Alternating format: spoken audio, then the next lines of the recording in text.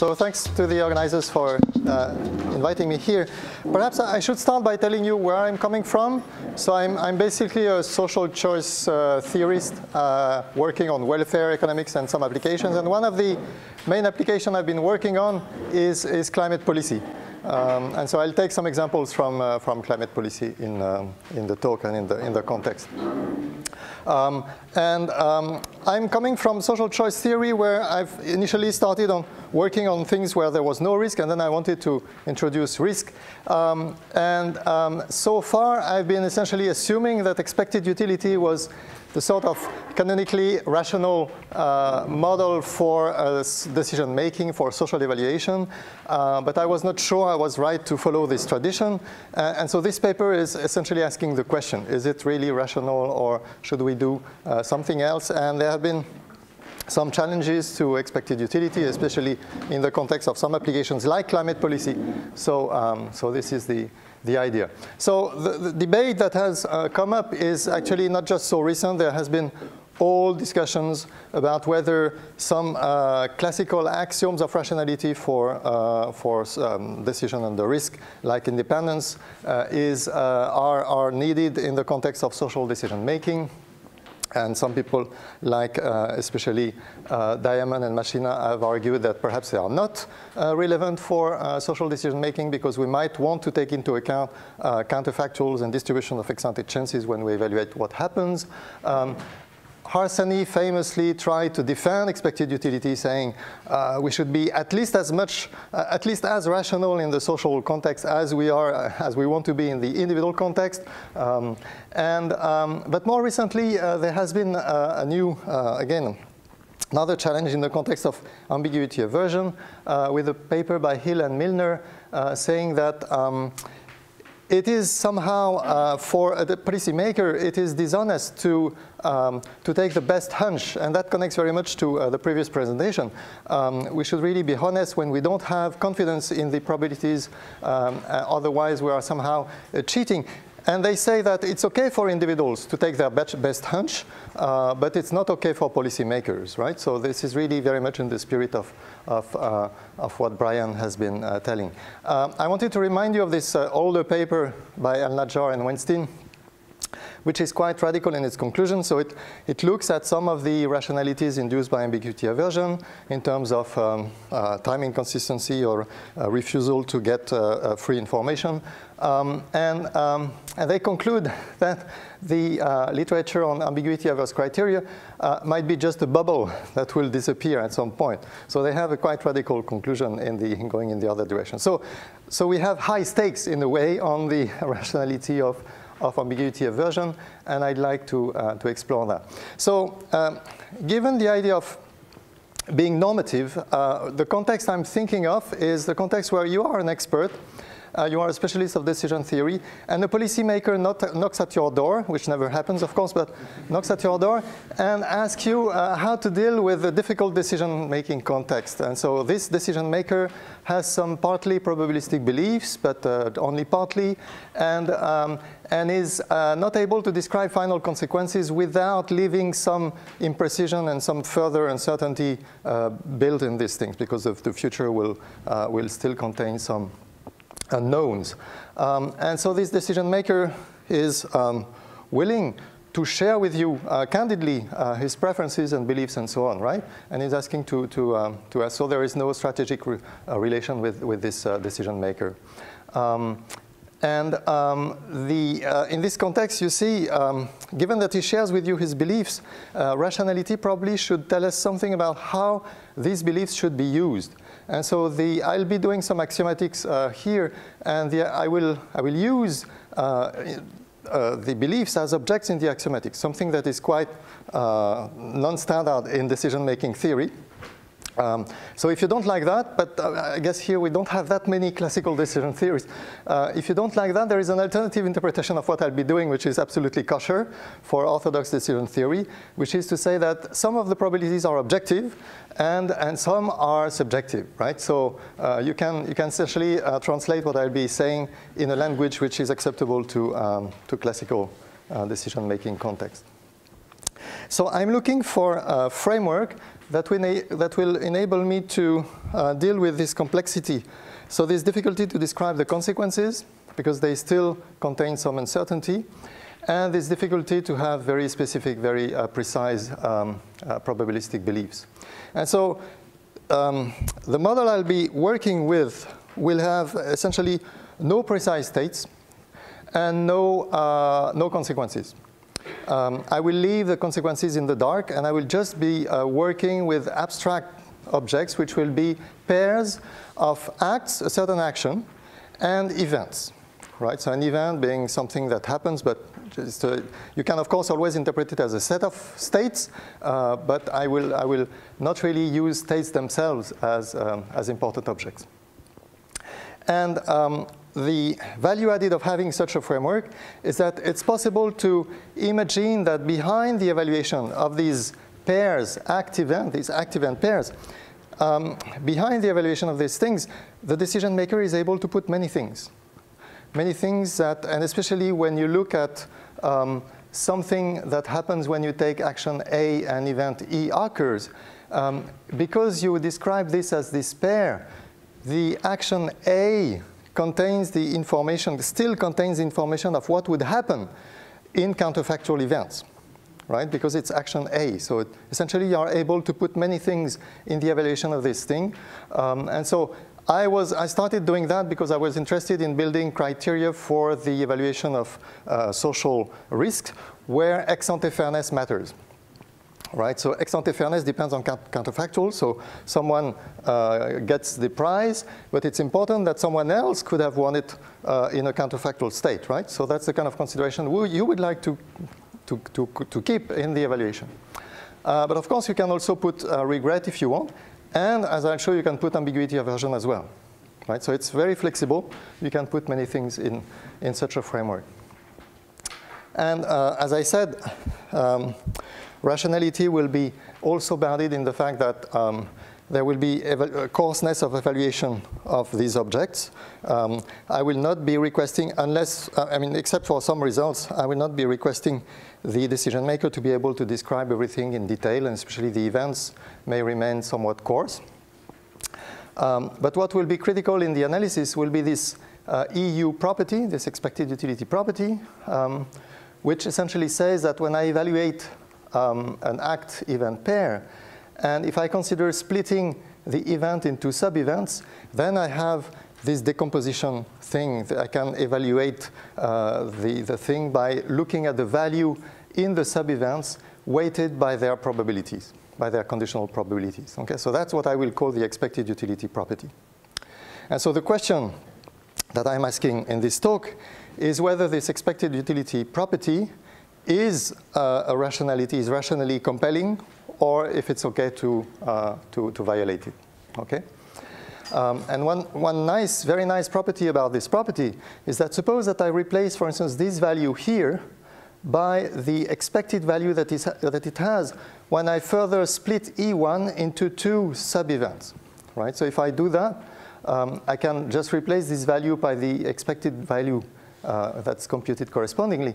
And this is the same as working with the three sub-events directly, right? So there is this nice linearity property of the expected utility approach, which enables you to be robust to the level of evaluation, the level of coarseness of the evaluation that you make when you look at events, right? So it's very nice, and that will be a sort of key argument leading me to essentially try to defend it in this talk. Do you assume a non-atomic? Yes, for some results I need that. Yeah. Yeah. Okay, so what are the results? So I guess some of the, given what we've heard already today, some of these results as formulated here will look quite perhaps provocative, but I hope I'll explain that it's not necessarily completely contradictory to what we've heard. So the first thing is I will rely mostly on the idea of stochastic dominance and related properties. And I will first show that when we have probabilistic beliefs, or for orthodox decision theories, if we have objective probabilities, we can just rely on stochastic dominance to get to justify the expected utility property. Okay, so if you like stochastic dominance, you should like expected utility. That's the first message. The second message is what happens when we don't have probabilistic beliefs, or when we don't have objective probabilities. Then what happens is that the axiom of stochastic dominance actually implies dominance axioms which don't have probabilities in them. And these axioms seem still compelling in the case in which we don't have explicit probabilities. And it turns out that these axioms suffice to require that you actually behave as if you had well-specified probabilities, and they imply stochastic dominance itself, so they will imply expected utility itself. Okay, so it's essentially, even if you don't start with probabilities, you have to end up with them. So far, it looks like I'm just rehashing justification of expected utility. But now, given the model I have, I can actually incorporate things like ambiguity, aversion, and regret in the expected utility approach. Okay? But what seems to be the case, but I have no proof of that. I just show examples. It looks like the way I can incorporate ambiguity, aversion in particular, I do it for regret in the paper as well. I won't do it here. It looks more like they are like phobic feelings. You are afraid. When you see ambiguity, you are really afraid. And you want to avoid such situations. So it looks like more like phobic feelings. And therefore, my conclusion will be essentially the opposite to what we've heard before. It will be that phobic feelings are OK for individuals. Individuals may be frightened by spiders and ambiguity aversion and things like that. It's not so OK for policymakers. It would be strange that policymakers would yell to feelings in this way. So it's not a proof, but it's based on examples that I will show. So you see here, the conclusion will be something like, it can be rational to have ambiguity aversion, but it can be unreasonable. Okay, so we have again, and I was happy today to hear people talking about reasonableness in addition to rationality. So I don't have a theory of reasonableness, but I think it's indeed interesting to make a distinction between these two things and try to give it more substance. Perhaps we need a theory of reasonableness and not just of rationality. All right. Let me go quick perhaps on related literature. The model I'm using is actually a model that has been proposed by Fishburne and Scadas already. And especially Scadas has worked on incorporating regret in such a model. And Fishburne had introduced it and not done much with it. But essentially, the idea of having such a flexible model has been around for some time. I'll be relying on Savage a lot. So a few of you here are very familiar with Savage, so you will recognize in some of my axioms some of Savage axioms and so on. So, and Savage's small world idea is something that can be connected to what I'm doing. I just wanted to mention that there was actually an interesting historical debate between Savage and Samuelson about whether expected utility was really compelling or not. And this has been described recently by a paper by Moscati. And Samuelson was very skeptical. He didn't believe in the independence axiom. He said, I like stochastic dominance, I don't like the independence axiom. And then Savage came up with a rebuttal saying, but look, stochastic dominance essentially gives you forces you to accept the sure thing principle, and therefore the expected utility. And then Samuelson was convinced. Okay, so that's more or less the history. So I'm somehow redoing this kind of debate.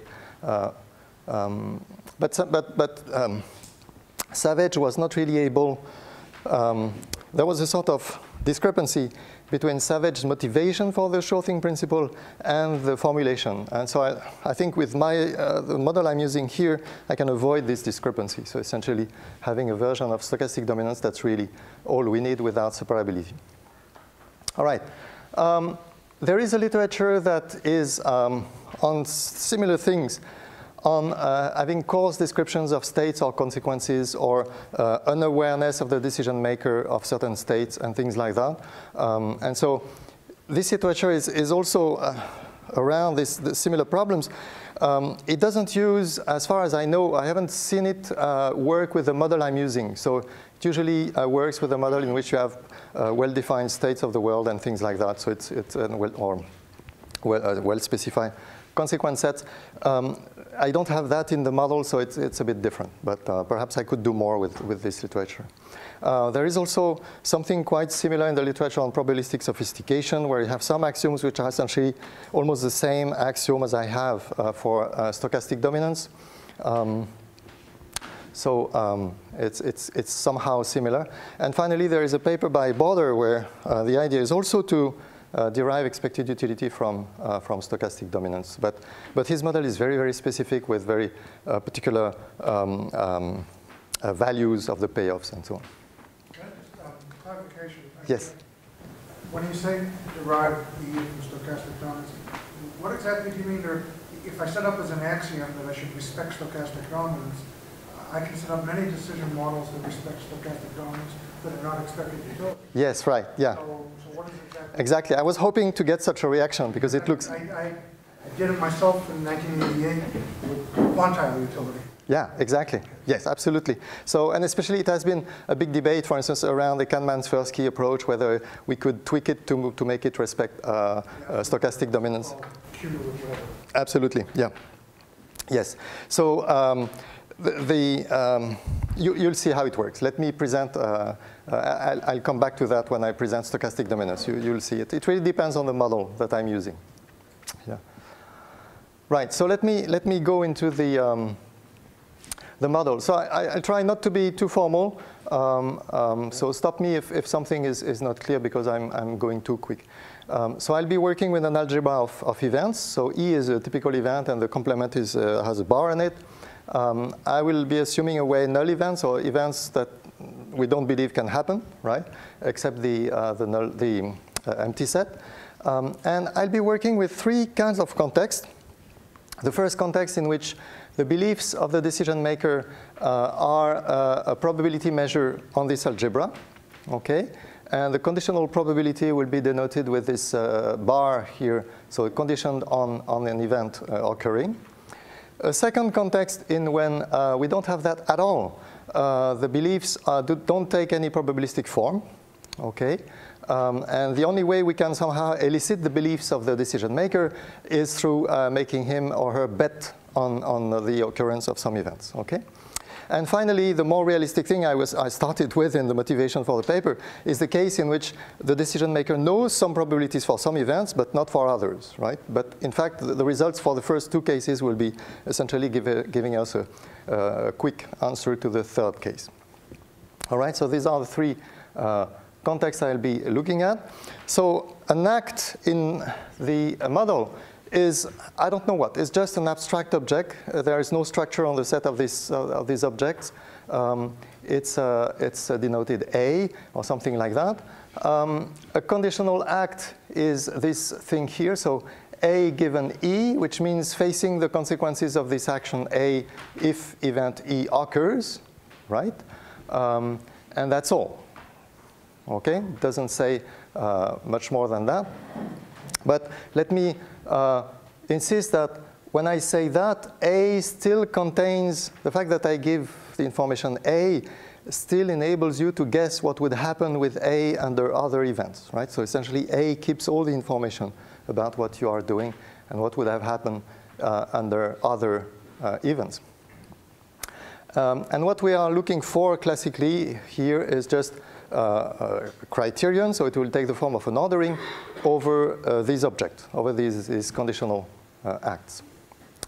So we'll have the question of, can we represent this ordering with a function, or can we represent beliefs by a probability? And so the notion of representation is the classical one, where you have this equivalence between having a greater utility and having a greater position in the ordering. I will also sometimes be using a weaker notion of representation, which has just this implication. So that's a very weak notion, because if you look at that, okay, so it means that when the function takes a different value, we are sure that the ordering is telling the same. This is very weak because any constant function represents any ordering, right? So we have to make sure when we use this notion of weak representability, we have to make sure that the function is not a trivial function. So check that in the results where you have this. And finally, there is this, what I call the EU property, which is just this decomposition thing that I already seen, and which will be the question here. Can we justify this property? So should the ordering be representable by a function that satisfies this decomposition rule? Right, that's the question I'm asking. If the answer is yes, it means that the EU criterion is okay, is compelling, right? All right, so assumptions and axioms. So I will be using some of these assumptions along the way. I guess I don't need here to really go into the detail.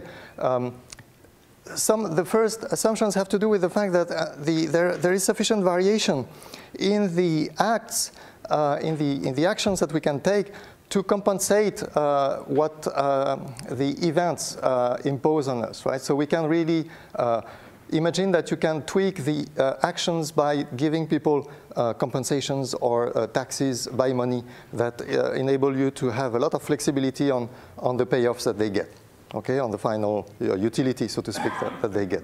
That's the idea. The only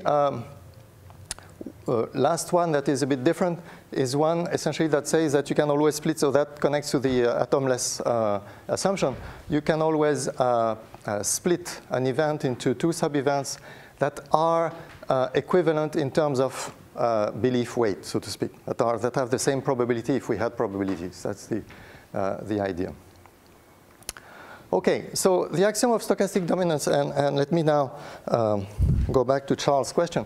So this axiom is really, in my model, I want to be able to compare all these pairs, these conditional acts, right? And so I want to be able to compare whether it's better to be in Paris when it's sunny in Paris to being in Rome when it's rainy in Rome, or something like that, right? So this kind of comparison, which I think makes sense.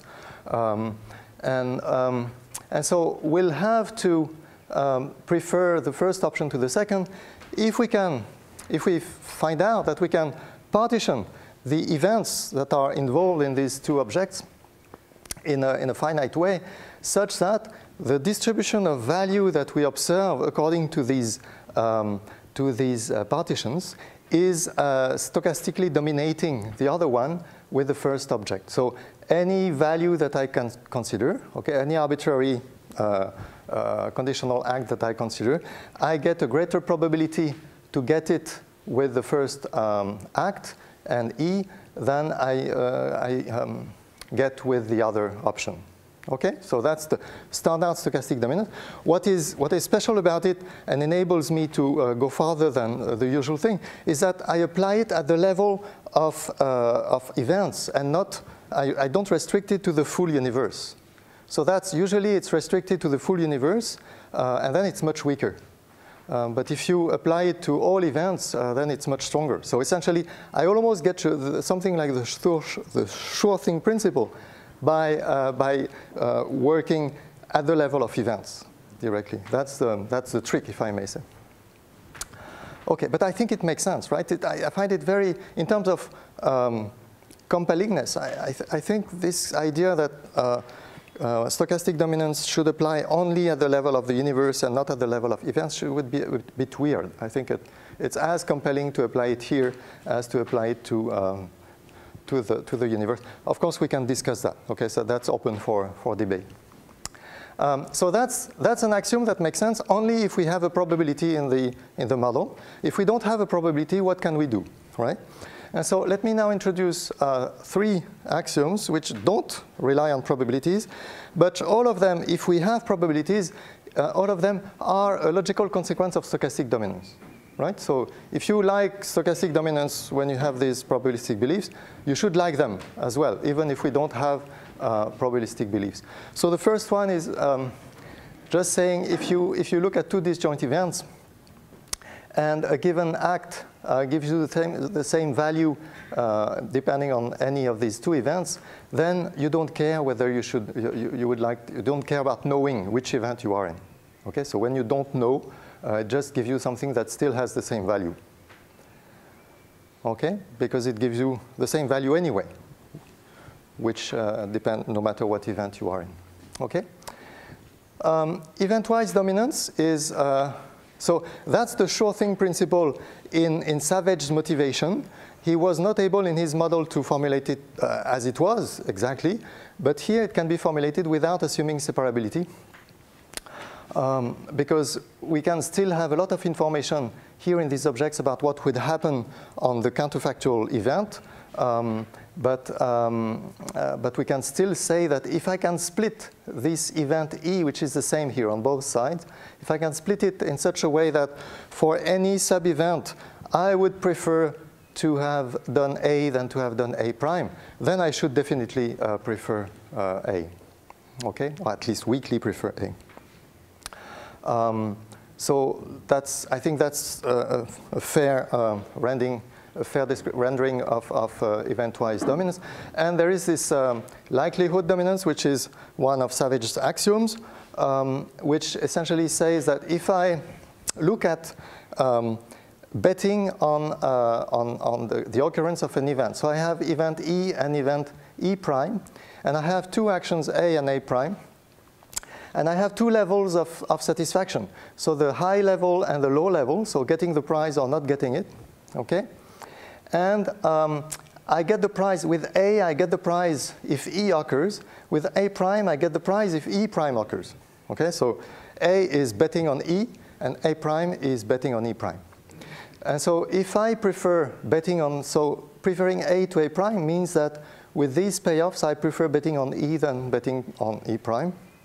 So the axiom says, then I should still have the same kind of preference if I have the same configuration with respect to E and E prime, but possibly for different values of the price.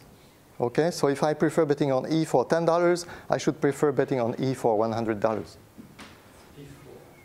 Exactly, it's P4 in Savage, yeah. Yeah. And so all of the three, I'm not sure it has been noted in the literature, all of the three are a consequence of stochastic dominance, right? So it's, if you believe in stochastic dominance, I think it's hard not to buy these ones. Okay, so let me go quickly through the results. So I need a notion of standard range. Let me try to explain it. I guess many of you have heard about the standard gamble in the elicitation of QALYs in health literature, so where you assess health state by saying, imagine that instead of having this health state, you have a lottery where you are in good health with probability P, or you die with probability 1 minus P. What is the P that gives you the same utility with this lottery as the state, like for instance, limping on a leg or something like that for a year, right? And so that's called a standard gamble. So essentially, you look at a certain thing, and you evaluate it by the probability of being between good health and death, right? And so here, it's about the same thing.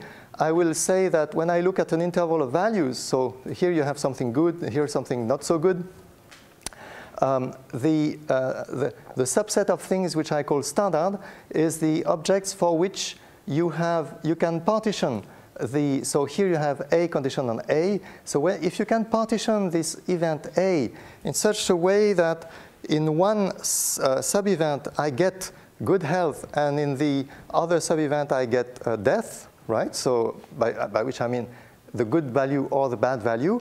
And if I can do that and get something that is as good as what I have, so if I can find such a partition, then I say that this object is in the standard subbranch. Essentially, the standard subbranch is the set of conditional acts which have an equivalent standard gamble. That's the idea, okay? So some might not have such a standard gamble. So I will be working to start with those which have a standard equivalent gamble. And the standard range is one in which all the things that are in between these two things are actually standard. They have an equivalent standard gamble. So first result is assuming the first two assumptions I had in the list of assumptions and my axiom of stochastic dominance. So assuming that I have probabilities in the model, then my ordering over conditional acts is representable over any standard subrange, okay, by a function V that obeys the EU property. Okay, so I get the EU property, I get representability and the EU property. This is just a question. Yeah. Is this the case where you have probabilities over the whole algebra or? Yes, exactly. Yeah, absolutely. Yeah. So yeah, the case in which it's only partial is really at the end. And, yeah. Right. So that's a first result, and I won't get through the proof of the result. I will not do that. But what I wanted to show is essentially the key idea of the proof is you have this relation between conditional probabilities. So if you partition, this potato here is A, I can partition it into A1 and A2, and I can further partition A1 and A2 into two subsets. So if I take the union of these two here, the probability of this thing conditional on A can be written in this way. Okay, there is this way of writing it. So that's a truth. It's a truth of probability calculus, right? There is nothing weird about it. That's something that that we all have to accept. And so the fact is that I can actually represent the value of my acts by these conditional probabilities. And so the expected utility property I was looking for is actually in this formula. So that's the idea. And stochastic dominance forces me to make the equivalence between these values. That's the thing. Okay? So the subliminal message, and not so subliminal, I'm trying to convey is that if you believe in the calculus of probabilities, you should believe in expected utility. I mean, assuming you like stochastic dominance, of course. Right? Okay, now quickly on some further reasons. So if every range is standard, then I can represent the whole thing by a bounded function that obeys the EU property. So you see, there is no continuity axiom here, but there is I'm restricting attention to the standard objects, and this plays the role of so the continuity axioms that you find in the literature usually are essentially imposing that everything is standard. Right, so I'm trying to essentially to make it more explicit what we really need. And finally, if we use the fourth, sorry, yes? These functions B, by V was a value function before. Are there yes. other properties that you're assuming about V that? It represents the ordering. Yeah, that's all. But is it monotonic or? It just represents the ordering, and if you prefer something, it has a higher value, and that's it. Yeah, by representing the ordering, it means that every time you prefer A to A prime, it has a higher value. Some kind of a utility. It's a utility function, absolutely. Yeah, right. Okay. Yes, so it's really the idea of representability here, absolutely. Yeah. If we don't use this standard, this notion of standard gamble, you have the same kind of result, but you have only weak representability, and you need something like the atomlessness property, or the fourth assumption, and then you get an infinitely valued function. So it's not a trivial representation.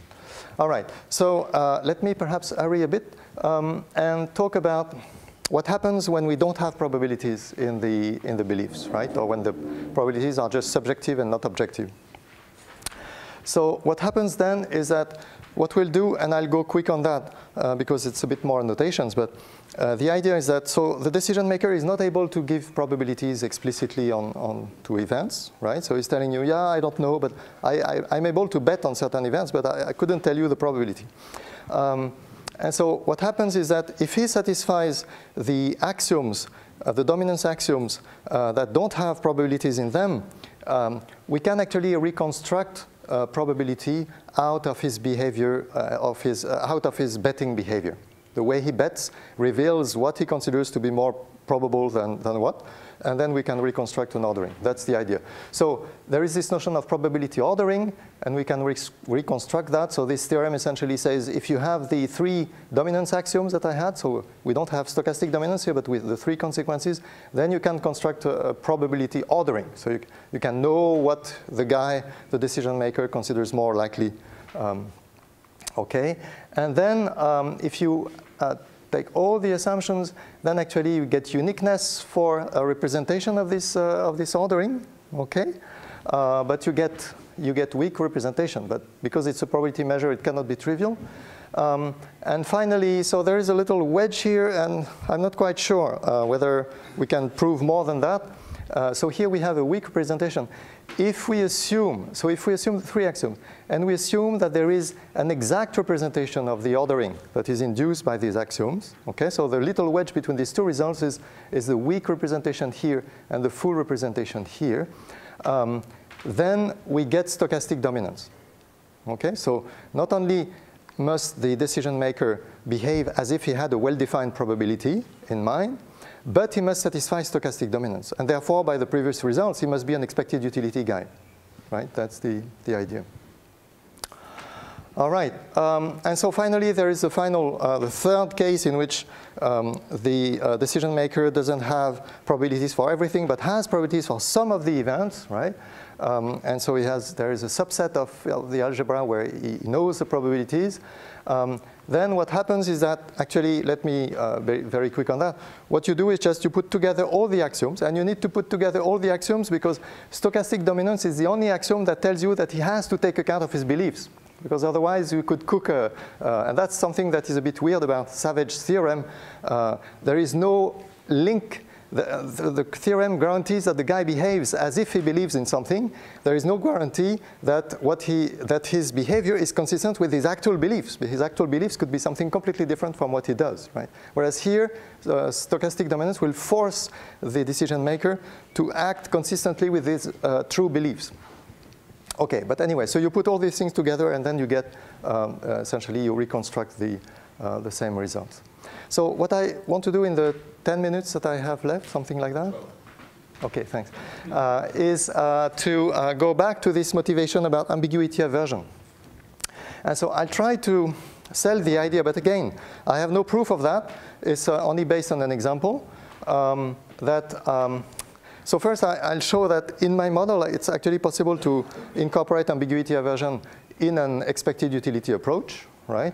But I will try to argue that ambiguity aversion that's not based on expected utility is irrational, is somehow deeply irrational.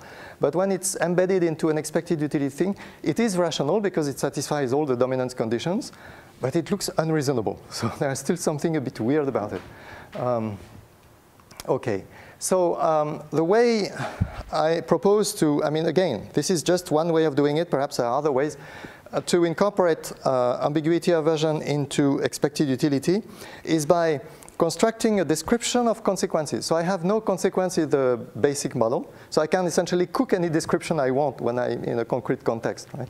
And so the thing we can do is actually just to borrow from what Ellsberg himself had proposed to do, which was to combine. So you have a best estimate, P naught of the probabilities, and you will combine expected value with respect to this best estimate with a non-expected utility criterion, right, that you will compute.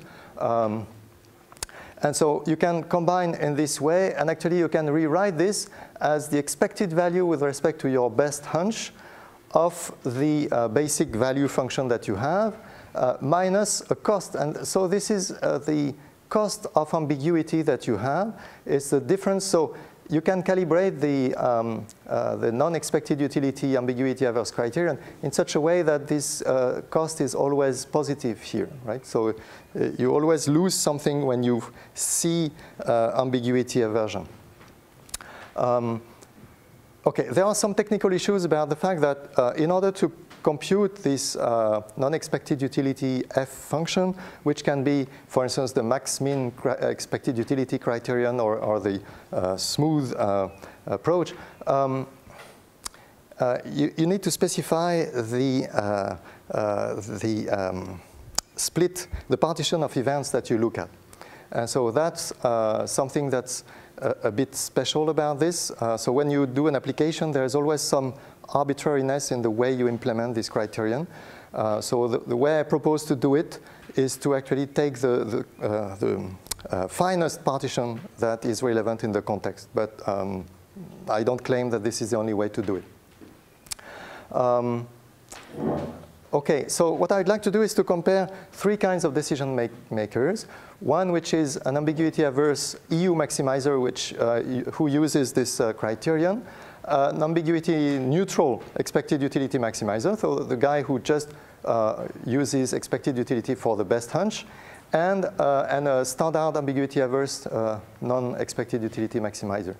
And the example I'm constructing is based on the Ellsberg's 2 urns. It's a tweak on that. The idea is that you have to draw a ball from, and they have the same colors, the same pairs of colors in the 2 urns, and you have to draw a ball from each, and you win if the balls have the same color. Okay, that's the, I don't know if this example exists somewhere in the literature, but I wanted to look for something that is a bit simpler than the examples we have in the paper by Al-Najjar and Weinstein. And so the options that he faces are 2 options. The first one is to start from the non-ambiguous urn, U1, which is the 50-50 urn, okay, and observe the color, right? And then the decision maker can decide whether he picks from the ambiguous urn, that's option 1A, okay, and that puts him in the ambiguous situation, or picks again from the same urn, assuming that it's a, how do you call that? Exactly, it's a with replacement thing. Yeah, so it doesn't change the probabilities. And so the option is, the payoff is higher if he dares venture into ambiguity terrain. Okay, that's the idea.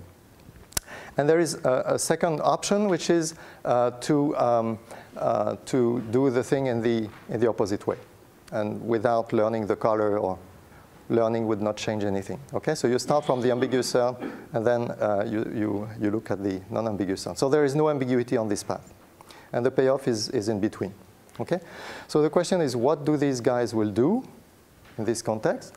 So these are, I put the options again so that we remember. So the ambiguity neutral expected utility maximizer will pick the thing with the highest. So anyway, ex ante, for this kind of case, you have a 50-50 chance of winning. Okay, 50% chance of winning. So that's clear.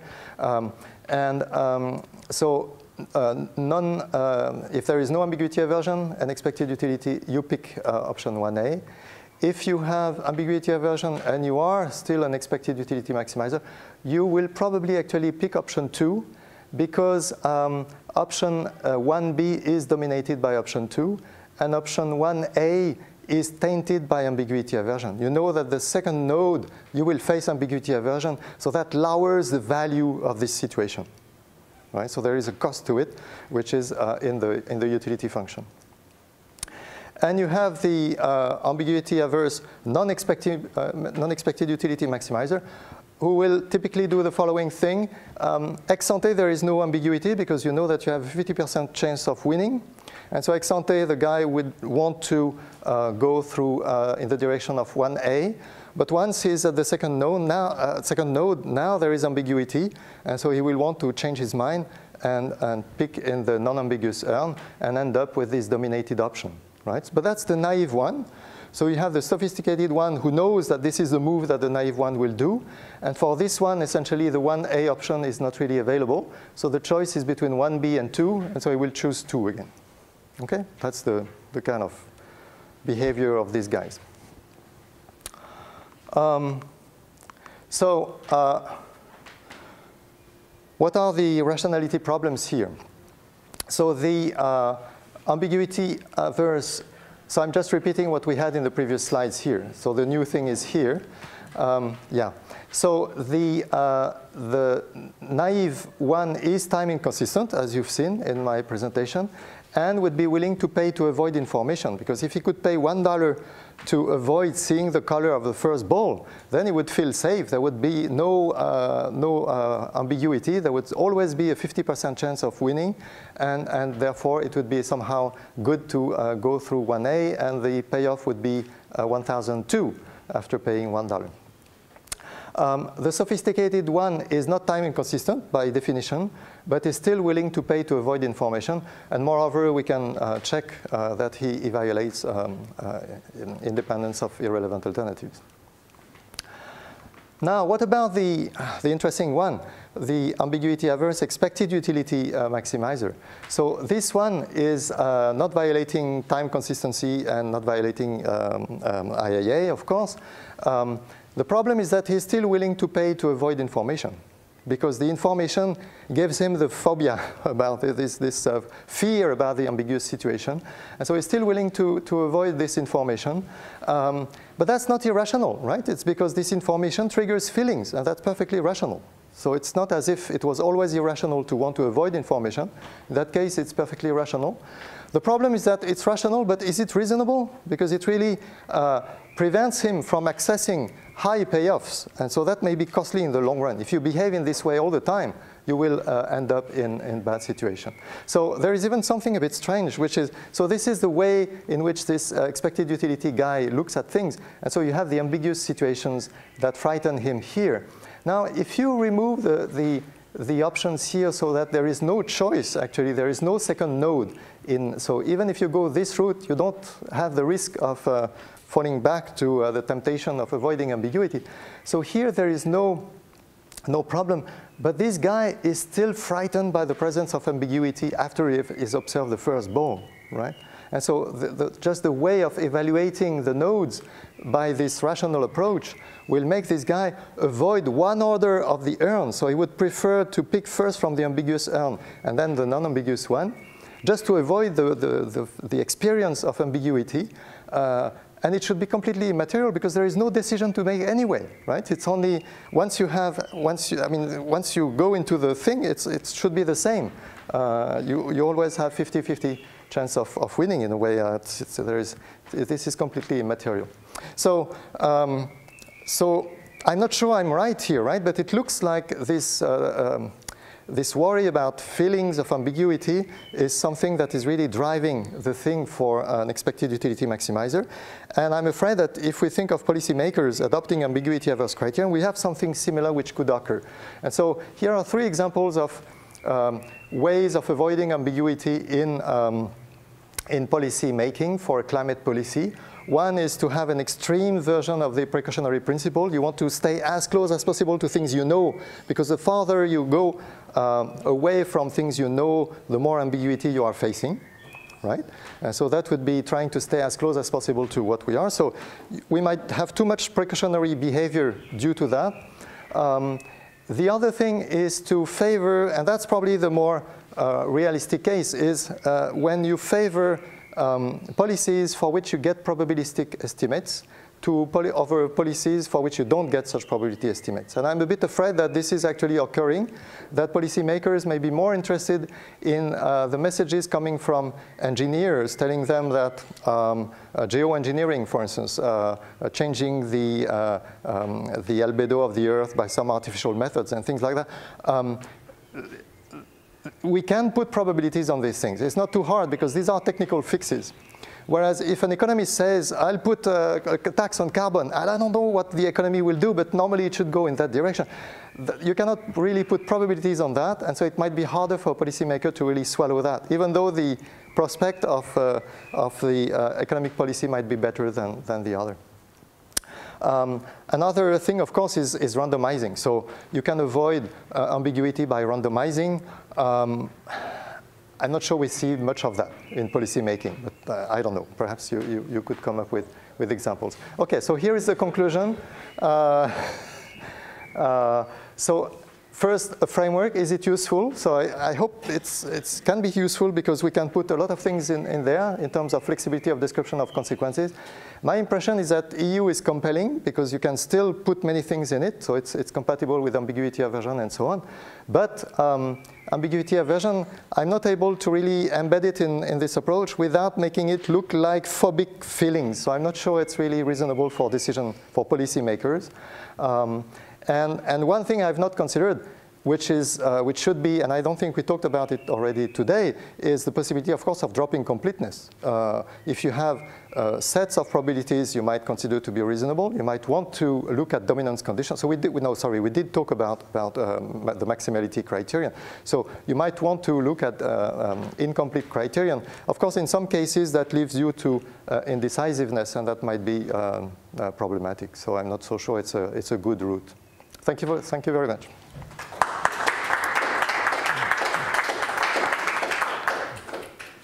Thank you for a nice talk. I have a question about theorems you presented maybe 2/3 the way through the talk, where you were talking about you observe a decision maker and you prove stochastic dominance and other properties.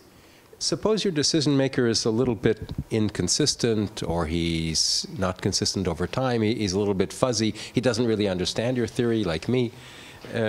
Can you generalize your theory, your theorems to situations where if the decision maker is, for example, variable in time, then you have approximate stochastic dominance? Something, could you extend this to a situation where there's uncertainty in your decision maker? Right. So I wonder if this is connected to the incompleteness idea, right? Because it might be that. So what happens in this story is that even if he's not able to articulate specific probabilities, the idea here is that you can always reconstruct probabilities by making him bet on sufficiently many different events. And then you can elicit whether he thinks all these events, I mean, these events are. Changing his mind. Or why didn't he refuse us to bet? I mean, Exactly. Exactly. So we need to elicit information. What if the decision maker looks at your question and says, that's not a good representation of the way I'm thinking about this problem? What are the consequences for not betting? I mean, betting, yeah. So I guess the events, I don't think you would object to the description of events, right? Unless we look at perhaps very weird events, but this is not so much the problem. But right? I think I'm paraphrasing your question, but if the decision maker actually understands what you're doing, looks at what you're saying and says, no, in fact, you can put a gun to my head and I'll bet, but if you don't put the gun to my head, I'm not going to bet. You're removing his agency if he doesn't want to. He understands perfectly well that after going through these bets, you're going to turn what he believes into a single probability distribution. Let's say the decision maker doesn't think that his understanding of the problem is well represented by a single probability distribution, and therefore refuses to go through this exercise unless you force him to, right. At the point of high consequence. Mm-hmm. I guess, so the point of this thing is not to show the theorems to the decision maker. It's more to use, the theorems are more for the analyst who will help the decision maker. So one way of helping the decision maker is by telling him, if you want to be rational and satisfy some very basic dominance conditions, then the best thing to do is to first construct your best hunch, and then you still have a lot of freedom in describing the way you evaluate consequences. So if you don't like ambiguity ambiguous situations, you can put ambiguity aversion in the description of things. A lot of things are possible. If you don't like regret, you can put regret in the description. All that is possible, but there should be some consistency in the way you relate your decisions with beliefs, and that requires coming up with the best hunch. So that would be a way of telling him something, right? Yeah. A possible way of discussing the reasonableness or otherwise of your condition goes in terms of conditional preferences. Since, the sure thing principle is telling us that there is a conditional preference on every possible event. And the point made by the non-expected utility people is usually that this is asking too much. Conditional preferences on states seem more reasonable, for sure, than conditional preferences on every possible event. So there seemed to be something, extravagantly demanding cognitively, and I'm repeating, a standard point, but this, of course, comes up here because your strong stochastic dominance implies event-wise dominance and the sure thing principle, essentially. Yeah, right. But the usual objection to the sure thing principle is really the separability problem, right? The idea that you can have conditional preferences that don't depend on the counterfactuals. And here we don't have that. Here so you need to have, I agree with you, we need to have conditional preferences, preferences on every conditional act, and this is very demanding. And so that's why the incompleteness story is perhaps something we should look at. But if we keep the completeness requirement, then in this model here, it's possible to keep everything in mind when you look at conditioning to an event. You might still take into account the counterfactuals. And so this is the key objection of the non-expected utility approach. And this key objection essentially disappears. That's why you can have ambiguity aversion, you can have regret, and so on. So the problem for Savage was that he needed separability to define the conditional preference, right? But he was constrained by the fact that he had well-defined states and well-defined consequences. Whereas here we don't have consequences. The consequences are nothing. We just look at these pairs of objects, which are abstract things, A and E, and that's it. And so you can put everything you want in there. So you can say A and E means you get the prize after the lottery, and the lottery is fair. So we know that if you hadn't got the prize, someone else would have had it, and so on. And so all that is put in the description of this object. Yeah. So but of course the cognitive load is yeah. Could you accommodate moral hazard in this framework? You mean in the strategic sense? In the sense of of endogenous beliefs. in the No? sense of influencing the states of the world. Yes, influencing the probability, right? Yes. Yes, exactly. Yeah. Yes. Yeah. So, yes. To some extent, yes, and to some extent, no. So I don't remember the details, but this is discussed in the paper. So the first theorem with stochastic dominance remains okay. So we can actually accommodate endogenous beliefs in this in the first theorem, but not in the other theorems which reconstruct probabilities. And I don't remember. There is one of the axioms. I guess it's event-wise dominance is not. It no longer makes sense in that case. But stochastic dominance, I think, still makes sense. We had an exchange of messages with Richard on this, so you may remember more than I do.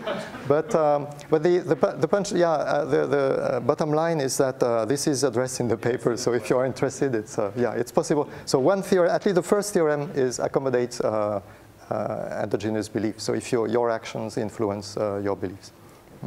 So look, I've got a couple of questions lined up, so Marcus and then Isaac, but maybe also Brian and Shem, you should.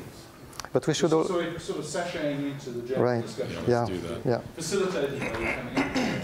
Yeah. So the other convention, if you could, known as the Australian rules, if you have a comment on the discussion that's going on, use a finger like this. And if you've got a new question, use a hand like this, so that we can. Okay. I don't know why it's Australian rules. So I should have used a finger then. Yeah. So this is just maybe just to follow up on the questions which Yakov and Robert were asking. I think I might maybe just be reformulating what Marc already said, but maybe it will be helpful. So when you look at these decision theoretic models, it's important to distinguish between a kind of a descriptive interpretation and a normative interpretation, right? So the descriptive interpretation is you imagine yourself as a scientist in a laboratory trying to sort of elicit the beliefs of some hypothetical decision maker, and then you get into this question of experimental design involving guns to the head and people refusing to answer questions and things like that. I suspect that's probably not what Marc had in mind. I think he had in mind more of a normative interpretation. In a normative interpretation, you're not imagining yourself as a scientist who's trying to elicit beliefs from some experimental subject. You're imagining yourself as a philosopher who's advising people on what's the rational way to make decisions, right? So somebody comes to you and they say, look, I've got this problem. I have to decide how to manage this climate risk or whatever. What should I do? How should I think about the problem? And the normative decision theorist says, well, here's a set of axioms. If these axioms make sense to you, you should try to follow them. And, oh, by the way, if you're following these axioms, it turns out that what you're doing is maximizing subjective expected utility. So if you don't like the idea of maximizing subjective expected utility, that means you better pick at least one of these axioms that you're going to not follow anymore. That's right. So it's really just normative advice. It's not about trying to figure out what people's beliefs are, if they even consciously have beliefs. It's just saying if these axioms make sense to you, this is basically how you're going to have to go about making decisions, right? Which is, I think, the sort of the normative message at the end of Marc's talk, where he was more or less trying to make a claim that these kind of ambiguity-averse preferences don't really seem very plausible for a decision maker who is making decisions for high-stakes decisions for an entire society. They sort of are more. It's one thing for an individual to act that way. It's another thing for society to act that way. So that's a normative claim, right? That's not a descriptive claim. Right. Yeah, fully agree. Yeah. I think there's the issue with the conditional preferences on states is much deeper. It's not about cognitive limitations. There is a mistake that we constantly make, and it needs to be, at some point we need to be honest about it. When you read Savage and the states are independent of your choice, and you could go back to the same states, that's the mindset of the book. This is the egg is rotten or fresh, and that's the Ellsberg story. There are urns, okay? Then we need states in various cases. There is the causal decision theory, the attack on Savage that he didn't do, causality. So when we deal, maybe I should. Sorry, I don't hear you well. But yeah. When we deal with causality, when we deal with reaction strategies, one-shot situations, things that we construct the state space as all the functions from our actions to outcomes. And then we lose the completeness in the sense that it's just impossible, not because preferences are incomplete, because you can never pose a decision problem. Theoretically, you cannot. You cannot pose a decision problem that would have a complete ordering, because once the act is there, you have to feed it back and redefine the states and redefine what Savage called the conceivable acts. Now, if you have only one case, one example, like, you know, I like to give Bush deciding whether or not to save Lehman Brothers. 2 choices, 2 outcomes, yes or no crisis. You already construct 4 states, but you will never be able to observe even a single state, because your choice determines the partition. You either get this partition or that partition. Where this is formally equivalent to Ellsberg 2 urns, but the state over which you violate P2, the event, is never measurable. So when you talk about dynamic consistency and the avoiding information, etc., it's important to know what is the state space.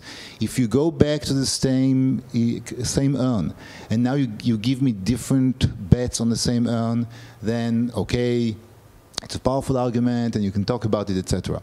When we talk about lots of important problems that we have in real life, where we as theorists construct the state space, including practically all of game theory, okay? My state space is your reaction, vice versa, etc. We're talking about things that are never observable. And where I'm going to violate dynamic consistency are choices that are in principle impossible. Because if they were possible, I would need to redefine the state space.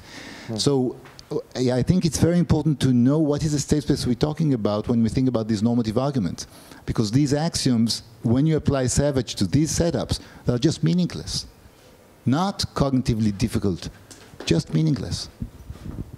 Okay, I'm not sure I'm able to respond like that. I would need to interact quite a lot with you. Do you mind if we continue the conversation? Absolutely. By the way, we've written this in the response to Al-Najjar and Weinstein. It's already published in the same volume. Right. Okay. Yes, that I know actually. But okay. So if you don't mind, perhaps we can interact on that. Yeah. Okay. Good.